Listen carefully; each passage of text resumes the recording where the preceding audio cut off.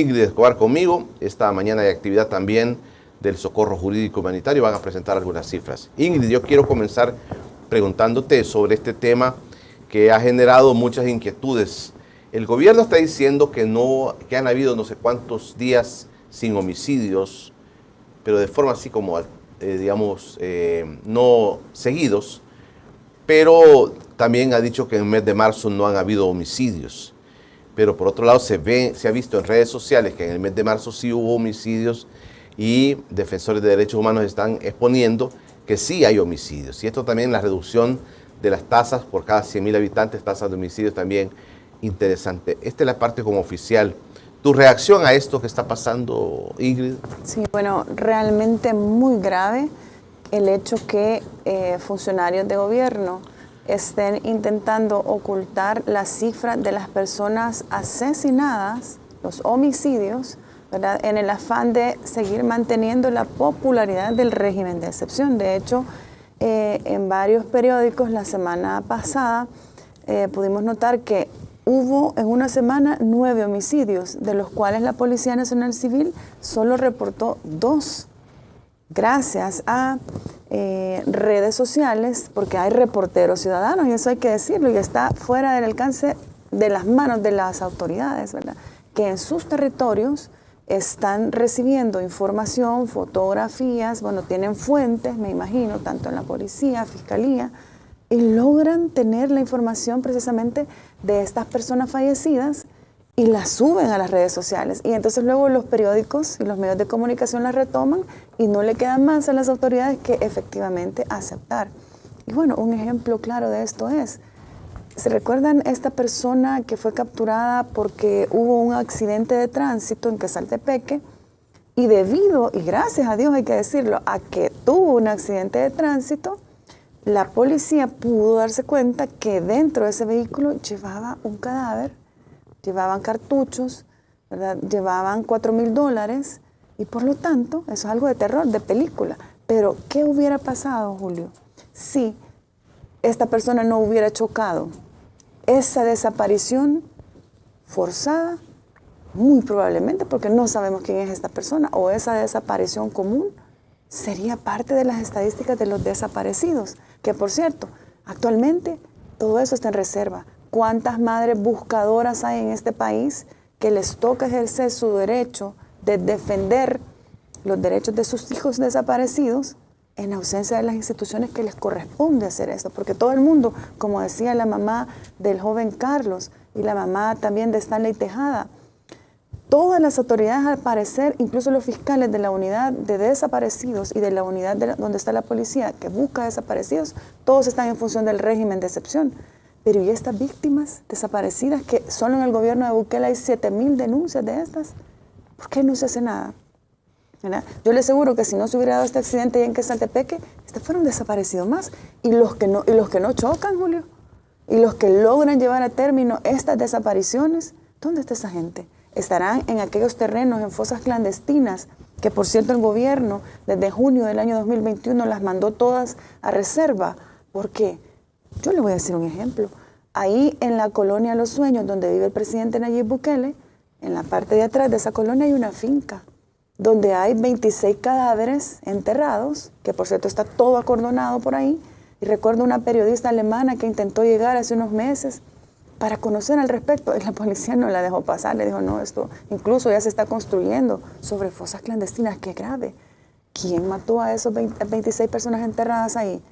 ¿Cuándo? ¿Será que las mataron en esos días donde el gobierno reporta 0 homicidios? Grave, grave, porque eso es ocultar la información en el afán, insisto, de mantener la popularidad del régimen de excepción y en consecuencia del plan control territorial, que ha sido un fracaso, y eso hay que decirlo. Porque si hoy tenemos régimen de excepción, que como ya veíamos en las declaraciones del ministro el día de ayer en un programa televisivo, porque solo así nos podemos enterar, si no nos toca andar investigando a qué medio le da declaraciones para tener datos oficiales, pero de no ser así, simple y sencillamente no nos damos cuenta, ¿verdad? Entonces, grave realmente, grave la situación, porque están intentando ocultar información y eso pues no es correcto. Desde sus estadísticas, entonces, no es cierto que no hayan habido homicidios en el mes de marzo. Totalmente, claro que no es cierto. Bueno, voy a irme a otro ejemplo. Porque no sé si vio la información de que el gobierno decía que 0 homicidios. 0 homicidios, pero solo la semana pasada hubo 9, reportaron solo 2. Peor todavía. Vámonos a las redes sociales. Ahí han reportado en 2 días 4 homicidios. ¿Y sabe qué es lo peor? Que son adultos mayores. Un señor de 80 años y otras señoras mayores de 70 años que han sido encontrados en barrancos.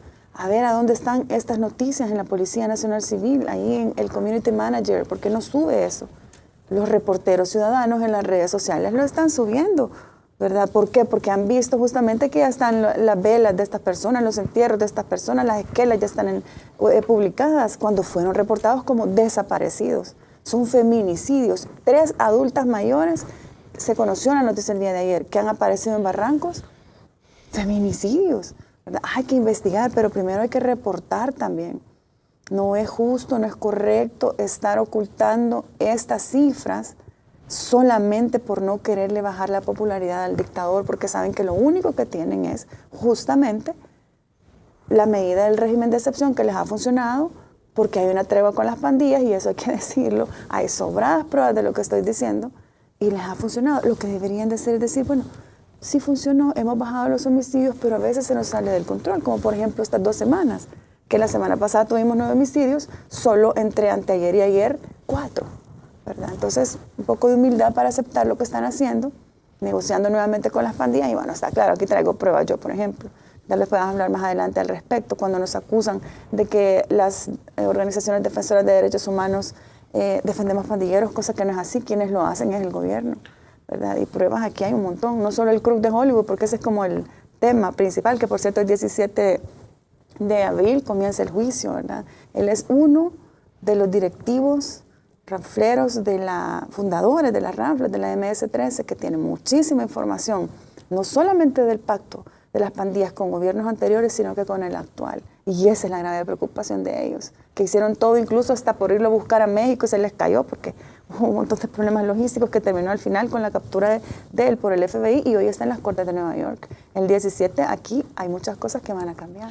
El ministro de Justicia y Seguridad, Gustavo Villatoro, ha negado esto de que el gobierno encontró una tasa de homicidios de 105 por cada 100,000 habitantes. El ministro afirmó que el gobierno logró reducir la tasa, dice, de 105 a 2.4 homicidios por 100,000 habitantes, el dato que el país cerró en 2023. Ya con los primeros 91 días del primer trimestre del año 2024, dice, se puede generar una especie de proyección de por dónde vamos a andar este cierre del año, y es de 1.5 homicidios por cada 100,000 habitantes.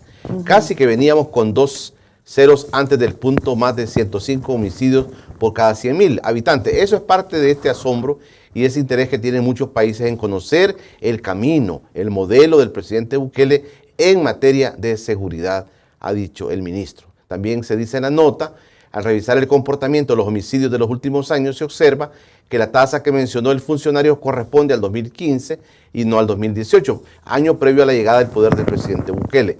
En 2015 se registraron más de 6.600 muertes violentas, es decir, 105 asesinatos por cada 100,000 habitantes. Se trata del año más violento del presente siglo, según la estadística de la PNC. Esto es lo que el ministro ha reaccionado con este tema. Bueno, falso, ¿verdad? Primero hay que decir que hay muchas personas que están desaparecidas, que están enterradas en fosas clandestinas. Nuestro país vive sobre fosas clandestinas, ¿verdad? Pero que se oculta. Segundo, otro de los pactos de este gobierno con las pandillas es precisamente, si van a cometer homicidios, que lo hagan, pero que el pueblo no se dé cuenta. Lo de que salte es una prueba, ¿verdad? Los matan, los entierran, pero por favor, que nadie se dé cuenta. 2, ¿dónde están los homicidios que ocurren en las cárceles? Yo pregunto, miren, nosotros tenemos 1 a 1, con nombre y apellido y detalles suficientes para poderles asegurar que de las 241 víctimas mortales, 239 adultos, de estos 239 adultos, 14 son mujeres, los demás son hombres. Los han matado en centros penales. El 48% de estas víctimas mortales que no están en ninguna parte de las estadísticas del gobierno que contradicen mucho esos datos que está hablando el ministro, ¿dónde están? Aquí las tenemos, el socorro jurídico tenemos. Estas son algunas fotografías, miren, de las personas. Aquí están rostros, aquí están vidas truncadas. Hablo de estudiantes universitarios, sindicalistas, jornaleros, picacheros, predicadores evangélicos, entre otros trabajadores que no tenían absolutamente ningún vínculo con pandillas. Miren, de estos 241 víctimas mortales, ciertamente, y hay que decirlo, hemos identificado los perfiles de pandillas. Hay perfilados de pandillas. Hay un 6%, no lo vamos a negar, que han fallecido, ¿verdad? ¿Cómo podemos identificar eso? Algunos son retirados, que se retiraron de la pandilla, se hicieron pastores, pero tienen los tatuajes, tienen antecedentes penales. Hay otros que estaban activos, pero eso es el 6% de los fallecidos. Nosotros en el Socorro Jurídico Humanitario hablamos de estos. Muchos de ellos son denunciantes en el Socorro Jurídico Humanitario. ¿Cómo tenemos esta información? De la fuente directa de las víctimas, de los familiares que llegan a la oficina. Y hoy más, eso quiero decirlo, es un fenómeno que está sucediendo. Esta gente, el duelo ya lo pasó, está comprendiendo que no es justo que en el afán de mantener la popularidad de un presidente ilegal, inconstitucional, dictador, se haga en detrimento de los derechos de personas inocentes. Miren, aquí han fallecido personas con discapacidad mental, artistas, tenemos un compañero sindicalista completamente inocente, jóvenes que absolutamente no tienen nada que ver con pandillas. Yo quiero aprovechar este espacio para hacer una denuncia puntual. En el caso específico de la delegación de San Marcos, Lempa, en Usulután, allí hay un ataque sistemático de parte de una policía mujer contra una familia, ¿verdad? A quien, por cierto, cuando capturaron al muchacho y a su hermana, lo balearon de una pierna. Tenemos dudas si esta persona está viva. Y la policía sigue ensañándose contra su hermana, que es el único sostén de la familia. Son casos terribles del abuso de autoridad.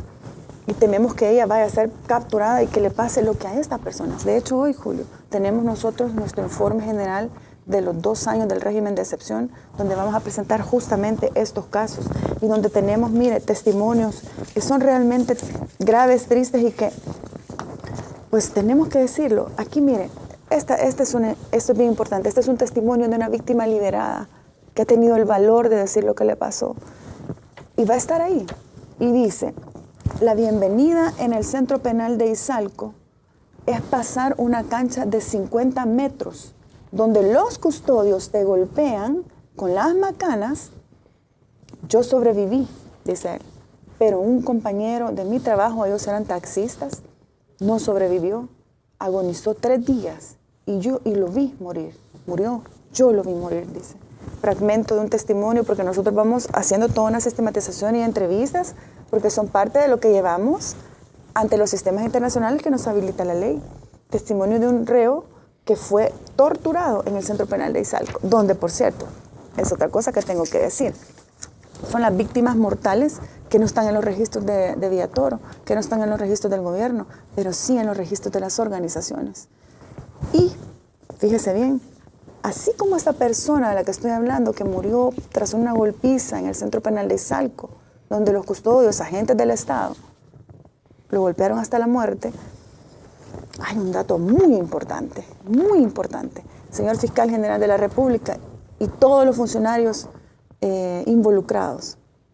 Aquí yo les hago una pregunta. Cuando usted dice, señor Fiscal General de la República, que no existe prueba científica de que hayan muertes violentas en centros penales, yo le pregunto, ¿qué le parece a usted que en menos de un mes, en el primer mes del régimen de excepción, donde hubo la mayor cantidad de capturas ilegales y arbitrarias, qué le parece a usted que entre el día 1 y 29 del primer mes han fallecido 34 personas? Y hablo de jóvenes de entre 20 y 27 años.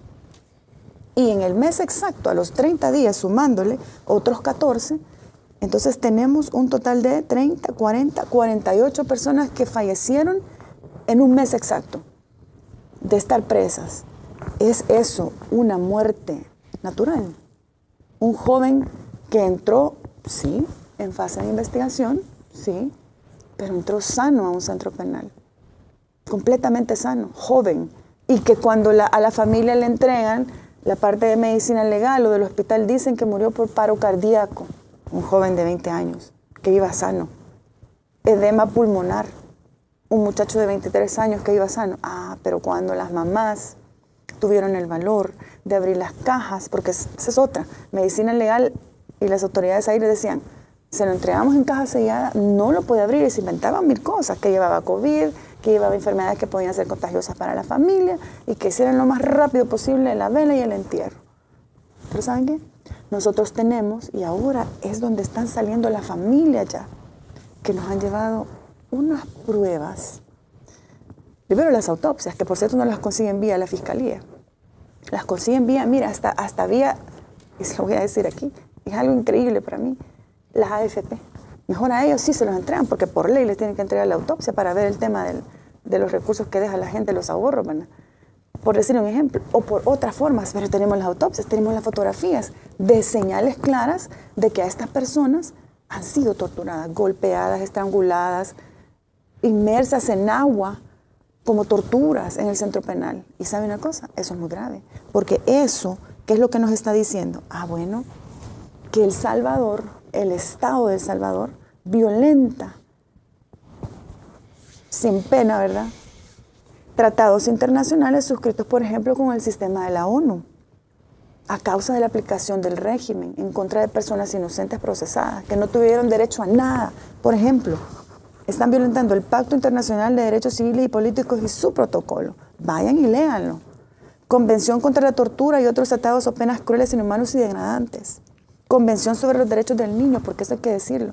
Han fallecido 2 niños, Génesis y Carlitos, hijos de madres presas, una en la granja de Izalco y otra en Apanteos. ¿Por qué? Hay una niña, mire, Génesis, a los 9 meses murió. ¿Por qué? Porque, a los 15 meses murió. Ella ingresó al centro penal a los 9 meses capturada con su mamá. Y las tareas que le daban a la mamá capturada en la granja de Izalco era ir a limpiar una zona donde habían cerdos, excrementos de cerdo, y la niña cómo no se iba a enfermar. Al final le dio neumonía. Ella informó sobre la enfermedad de su hija. Por 3 meses su abuelita intentó sacar a esa niña de ahí y se la negaron. Y la historia que hay sobre la captura de esta muchacha, que es grave porque viene de elementos de la policía, que estaban cobrándose una factura personal, eso lo vamos más adelante porque no lo puedo dar detalles, pero en la sede internacional, cuando votemos aquí, eso va. Y falleció la niña. La niña estaría viva. La niña estaría viva si no lo hubieran tenido que meter ahí. Igual la muchacha no tendría que haber pasado porque eso es otra cosa. Porque la niña estaba agonizando en el hospital, la abuelita no logró ir a traer a su hija, que tenía orden de libertad, tuvieron que hacer el entierro y todo, y hasta después llegaron, y cuando llegaron le dijeron que no, ya no, porque se habían tardado mucho, así que la muchacha sigue presa después de 8 meses de tener orden de libertad. O sea, que es un desastre. Los 50 le damos 1000 gracias, dice, gracias, somos los 50, somos los 50. Alan César Quintana, buenos días desde Australia, compatriotas salvadoreños, al presentador y valiente Ingrid Escobar. Carolina Guadalupe Moreira, buenos días desde Canadá. Salvador Campos Valle, El Salvador tiene el récord mundial de encarcelados por habitantes, pero no baja el hambre, mejora las notas escolares, no reduce la corrupción y los robos y asaltos por las fuerzas de seguridad aumentan en el paraíso buqueliano. TV1 El Salvador retransmitiendo, gracias Freddy Amaya, también retransmitiendo TV1 El Salvador y nos manda la copia de la retransmisión. Saúl Aquino, el régimen de excepción es el pretexto para seguir teniendo el pueblo amordazado. Sergito Hurtado dice buenos días a todos, saludos desde Nueva York, listos para empaparnos de información. Manuel de Paz, feliz miércoles para Encuentro en Resistencia, don Julio y su invitada, los 50 y todos los salvadoreños que respetan y defienden la Constitución, a diferencia de los troles serviles al régimen. Elba Mejía, buenos días, don Julio, y a Ingrid Escobar. Dios bendiga, gran abogada, valiente, adelante, no desmaye. Ladislao Reyes, mujer valiente, don Julio, lo felicito. Usted debe continuar con esta ventana abierta. Estamos en Resistencia. Aquí va a costar que apaguemos esta luz, va a costar, pero por la ayuda de ustedes vamos a seguir adelante. Dice Jorge Herrera, buenos días, don Julio. Lujo de invitada de hoy, no hay palabras para agradecerle por su ardua labor. Ingrid, tome en cuenta a los muertos que mueren en los hospitales, que mandan a morir a los penales. Ingrid es un ejemplo de ciudadana salvadoreña valiente, inteligente y de un enorme corazón que defiende la causa de defender a aquellos sin voz en nuestra sociedad y denunciar los abusos del régimen. José Antonio Garay, ¿qué pasó con el feminicidio de una mujer ocurrido en San Julián, Sonsonate, la semana pasada?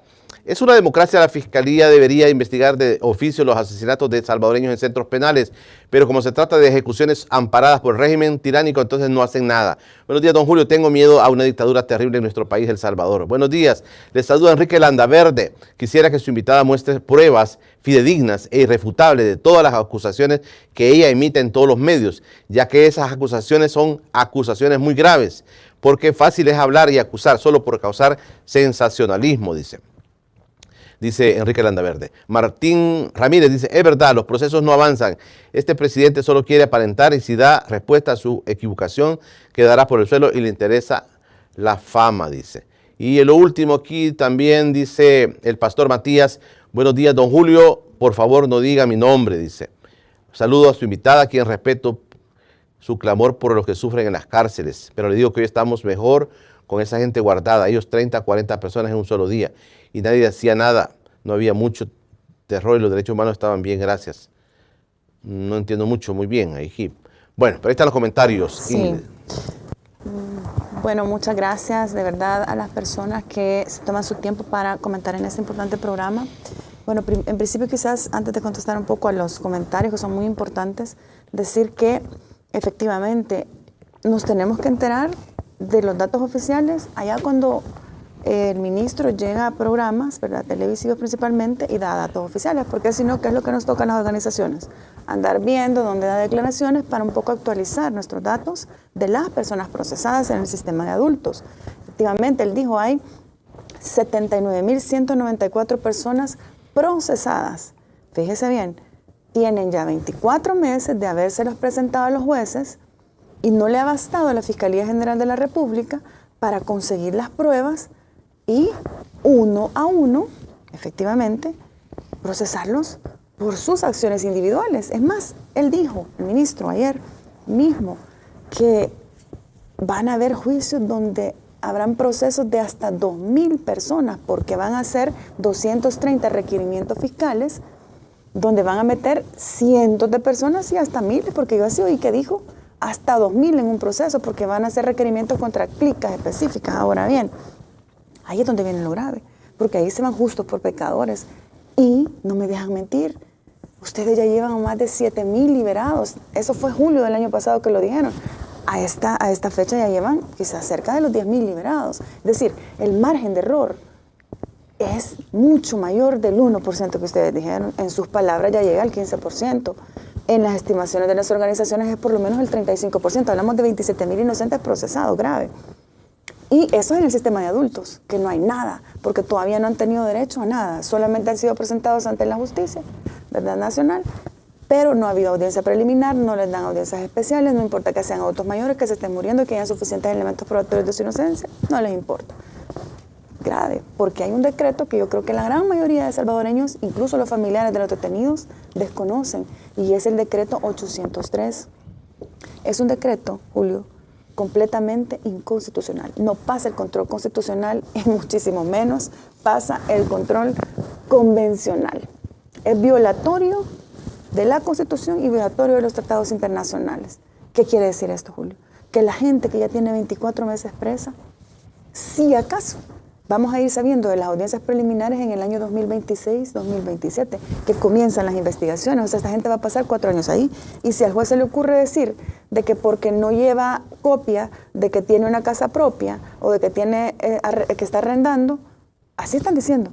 Entonces no es prueba suficiente, entonces tiene que seguir preso por eso.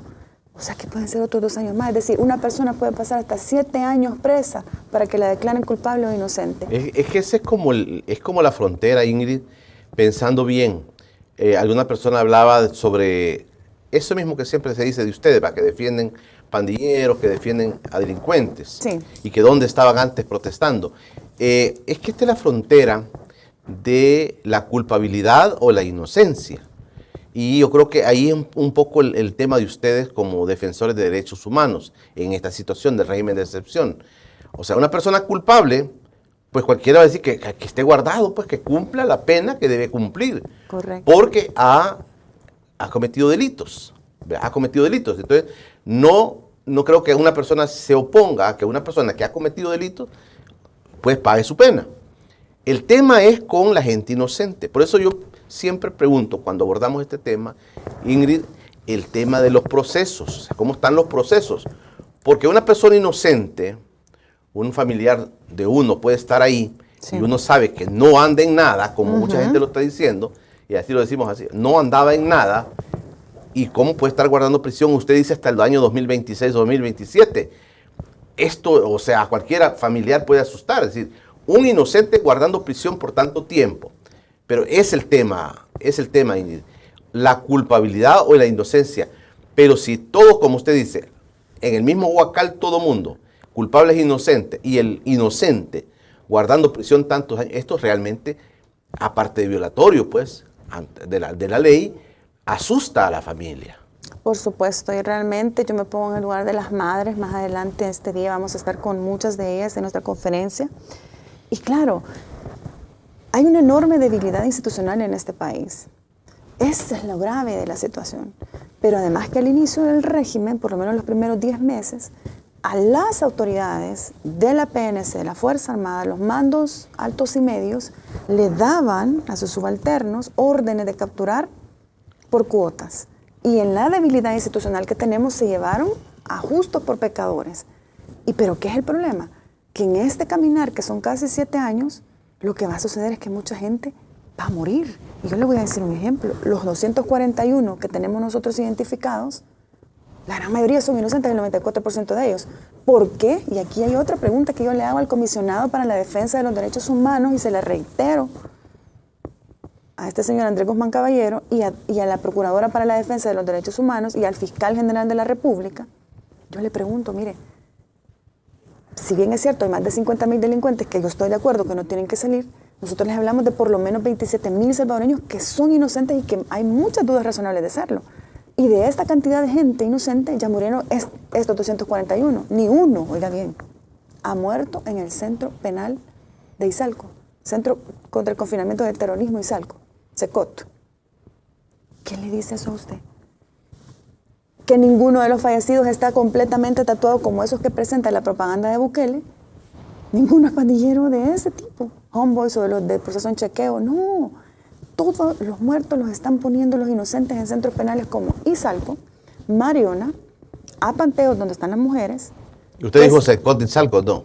No, CECOT es el de San Vicente, Centro de Confinamiento contra el Terrorismo, CECOT. Ese es el de San Vicente. Ahí no ha fallecido ni uno. De los 241 que nosotros tenemos sistematizados, de 500 denuncias de muerte, porque es el doble, los muertos son el doble, y ellos lo saben. Y esto es lo grave, porque por eso quieren masificar las audiencias, quieren hacer estos juicios masivos, porque miren, y se lo digo aquí, y que me juzgue la historia a mí, pero el Estado va a procesar muertos porque saben que tienen más del doble de lo que estamos nosotros reportando que han fallecido y que no les interesa para nada que el pueblo se entere. Y en estas audiencias masivas de 900 hasta 2,000, dijo el ministro, ahí van a ir personas fallecidas, qué grave. De esos que dicen que nunca van a volver a ver el sol. ¿Eso es lo que quieren hacer? Grave. Entonces, aquí lo que hay que denunciar es que ¿por qué todos los muertos están saliendo de estos otros centros penales donde, por cierto, ¿cuándo ha visto usted que han dejado ingresar a Izalco, a Mariona, a Panteos, que Salte, donde hay un hospital, la Granja de Zacate, donde hay un hospital, o las Bartolinas, a los youtubers, a los periodistas internacionales, o nacionales menos, a los nacionales no los dejan entrar a ningún lado? No, a todos los dejan entrar al CECOT, que por cierto es el Tour CECOT, así le llamo yo, que cuando denunciamos eso, ya se fija, ya no están dejando entrar a nadie ni al CECOT, porque todos los periodistas internacionales profesionales, ¿sabe qué nos decían cuando salían del CECOT y llegaban al socorro jurídico? Mire, ahí todo es teatral. Es que se nota que todo es teatral, ya está dirigido. Y además nos decían, ¿cómo es posible que ustedes sí nos dan documentos y el comisionado para la defensa de los derechos humanos y libertad de expresión u otros funcionarios del gobierno no nos dan pero ni un papelito? Porque todo está en reserva. Y miren, y cuando dicen, que nosotros defendemos pandilleros, no, perdónenme. Nosotros defendemos inocentes y tenemos los suficientes elementos para probarlo. Por eso el gobierno no nos pide derecho de respuesta. Por eso mejor se quedan callados o nos bloquean. ¿Verdad? ¿Quiénes sí defienden pandilleros? ¿Quiénes sí los ayudan? Bueno, aquí está la foto, miren. Aquí está, ¿ve? Y yo se lo voy a especificar. Cabecillas del programa de México de la MS, arrestados en México y extraditados a Estados Unidos. ¿Cuántos tenemos ahorita? 6, con el último que es el Lucky, que por cierto, ese sí fue capturado antes de este gobierno y liberado antes de este gobierno, sí, por un juez que este gobierno ha promovido. Lo que debería de haber hecho es sacarlo del sistema, ¿verdad? Pero no, es de los que ha promovido. Pero los demás sí, hay otros 6 que han sido liberados en este gobierno. Uno de ellos es el Cruz de Hollywood, ¿verdad? Que ya sabemos que en México fue capturado y están allá, entonces allá están procesados. El 17 de este mes comienzan a hablar, ¿verdad? Comienza este proceso, ¿verdad? Entonces, de los 27 rafleros de esta pandilla MS-13 con quien más ha dialogado el gobierno, requeridos por Estados Unidos, estos ya se encuentran en el territorio, ¿verdad? En las cortes allá. Hay otros cabecillas, siempre de esta misma pandilla, extraditables a Estados Unidos, que el gobierno de El Salvador les ha facilitado la ayuda, pero no sabemos dónde están. Hugo Armando Quinteros, el flaco de Francis, ¿dónde está? Efraín Cortés, el tigre del Park de View, ¿dónde está? Eduardo Erazo Nolasco, el colocho de Western, ¿dónde está? Eso es lo que queremos saber nosotros, ¿verdad? Están en México, ¿verdad? Desaparecidos. ¿A dónde los hemos visto ahí en el SECOT que los ponen? Y son de los 27 de la ranfla de esta pandilla, que son los que justamente 24, 25 y 26 de marzo ordenaron matar 87 salvadoreños. ¿Dónde están? Si han sido ayudados por el gobierno. Ellos son los que dialogan con las pandillas. No nosotros están bien que estén presos. Nosotros hablamos por los inocentes. Y voy a hacer una pausa. Mantenga ahí el dedo en el renglón. Mantenga el dedo en el renglón. Vamos a continuar. Tengo que hacer la última pausa. Aquí estaba. Quiero leer este comentario de una persona. Dice: buenos días, don Julio. Tengo una hermana de la parroquia que su joven esposo, fulano de tal, no voy a decir el nombre, ya tiene 1 año de estar preso injustamente porque alguien le puso el dedo con el ánimo de quitarle el trabajo. Ellos no son pobres, sino de clase media, y la esposa le ha puesto abogado, pero ni a él le han permitido verlo, ni mucho menos hablar con el esposo. La esposa 1 vez por semana va a dejarle alimentos y ella está consciente de que las cosas que le lleva la tiene que compartir con otros 2 presos, que sus familias no tienen dinero para llevarles alimentos. Ella, por temor, no ha contado en qué prisión está. Saludos para Ismael Quijada, también nuestro buen amigo, ya está escribiendo. Pero mira, qué drama. Saludos, don Julio y su invitada. Se han violado la Constitución. ¿Qué pueden esperar con los derechos de cada ser humano? Bueno, me quedo ahí con los comentarios.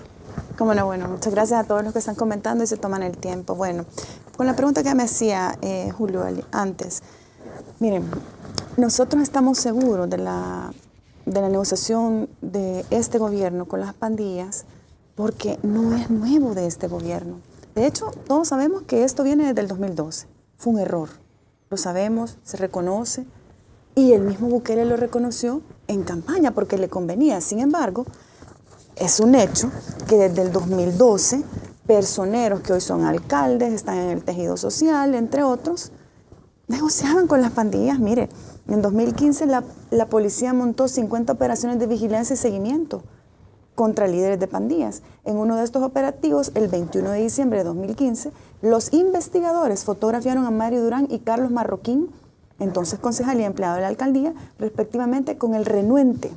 Aquí está la foto. Ahí está la prueba.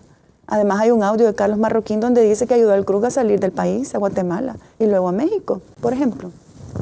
Es decir, funcionarios de Bukele y el mismo Bukele, durante los gobiernos del FMLN, porque él viene del FMLN, él existe gracias al FMLN, traía también diálogos con las pandillas, que incluso lo llevaron a ganar sus elecciones, las elecciones para presidente.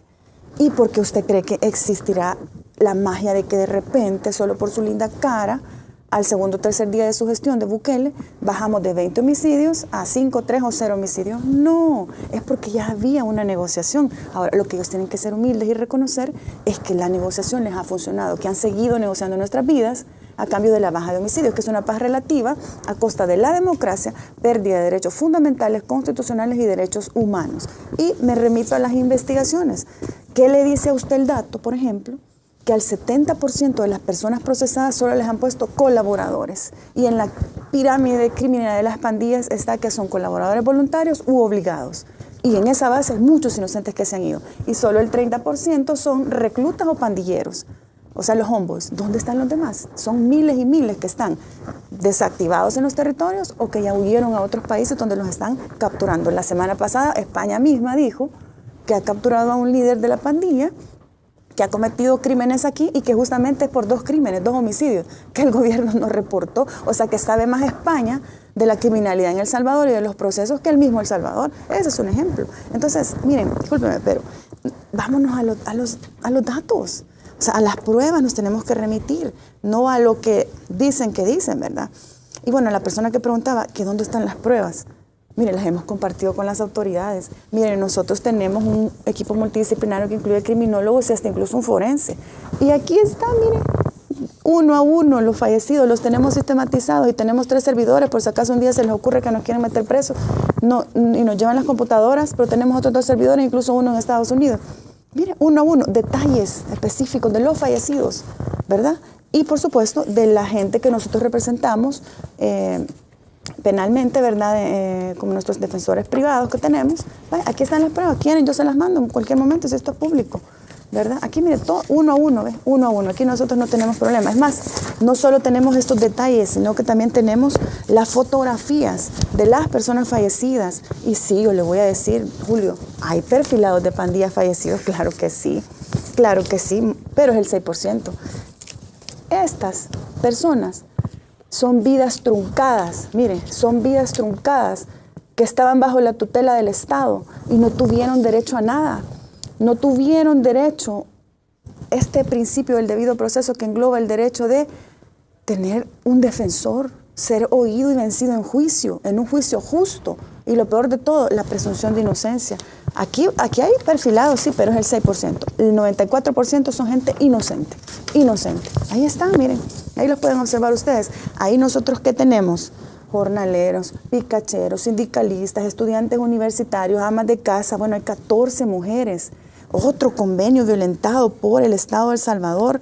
Ahora vámonos a hablar de la OEA, donde somos parte, pero yo no sé si esta gente ignora o no le importa. Tratado más violentado por el Estado, la Convención Americana de Derechos Humanos, la OEA, Convención Interamericana para Prevenir y Sancionar la Tortura, Convención Interamericana sobre la Desaparición Forzada y la más importante ahorita, en el tema de mujeres, Convención Belén do Pará, ¿verdad? A las mujeres, estas 14 que han fallecido, no se les respetó ninguno de esos derechos, al contrario. Claro, porque se salió el gobierno de las ICIES. ¿Por qué? Que es con la OEA que lo teníamos, ¿verdad? Ese acuerdo. Porque no les conviene, porque ¿qué pasó en el 4 de mayo de 2021? Sacaron al fiscal general de la República de aquel momento que llevaba justamente los procesos en contra de los actuales funcionarios. Mejor lo destituyeron, se acabaron las unidades que estaban llevando estas investigaciones, no solo de la tregua, de este gobierno con las pandillas, sino de otros casos. Entonces, miren, aquí las pruebas sobran, ¿verdad? ¿Por qué cree que no nos piden derecho de respuesta? Usted no va a cesar en esto, Ingrid. Le digo esto porque aquí mucha gente está diciendo esto, ¿verdad? De que usted está diciendo cosas muy graves y yo se lo dije la vez pasada también, que me pareció interesante, pero también bastante delicado el afirmar cuando usted dijo de las fosas clandestinas en los penales. Ahora, toda esta información, también esa aseveración de que el gobierno guarda pactos con las pandillas, toda esta información, la gente sigue comentando esto y hay discusiones ahorita en redes sociales sobre su rol, ¿verdad? Sobre su rol, dicen que está diciendo cosas tan interesantes, tan importantes, pues que si usted no puede probar esto, puede tener problemas también con la justicia. Bueno, yo ya vengo 2 años denunciando esto. Son denuncias notorias y públicas. ¿Qué es lo que corresponde de acuerdo a lo que dice la Constitución? Investigar, ¿verdad? Y si hay algo de lo que nosotros estamos diciendo que no es correcto, como por ejemplo que se nos haya pasado entre algunos de los que nosotros consideramos inocentes, que no lo sean, bueno, veamos los casos, ¿verdad? Pero ¿por qué no nos piden derecho de respuesta, Julio? ¿Por qué mejor en vez de contestarnos nos bloquean en las redes sociales? Bueno, nosotros estamos abiertos, cuando quieran nos reunimos, convóquennos, ¿verdad? Nosotros lo que queremos, y con esto quizás porque por el tiempo, es que sí, delincuentes a la cárcel, ¿verdad? Como estos 7 que tienen allá en Estados Unidos, perfecto, gracias al FBI, pero también como estos otros que andan liberados por el gobierno, delincuentes a la cárcel, pero los inocentes, por favor, tienen que estar en libertad. No es justo que por la popularidad del dictador Bukele sea en detrimento del sufrimiento de personas inocentes que no deben nada. Por favor, el tiempo los va a juzgar. o los condena o los absuelve. El tiempo, lo mismo para nosotros. Y eso es lo que estamos diciendo. Gracias, Ingrid, por estar con nosotros. Gracias a ustedes. Un saludo especial a toda la teleaudiencia y seguidores. Y por supuesto, si las autoridades quieren usar este espacio para poder, digamos, argumentar, tener sus argumentos sobre lo que hoy la abogada Ingrid Escobar ha dicho acá, por supuesto, aquí está este espacio para las autoridades, para que puedan también hacer su defensa de estos temas que, como digo, son muy delicados, ¿verdad? Son muy delicados y que tienen que ver con la vida del país. Por supuesto, ahí está este espacio para las autoridades que decidan, pueden llamarme, ahí está, hemos colocado nuestro número para que vengan a este espacio a mostrar su posición.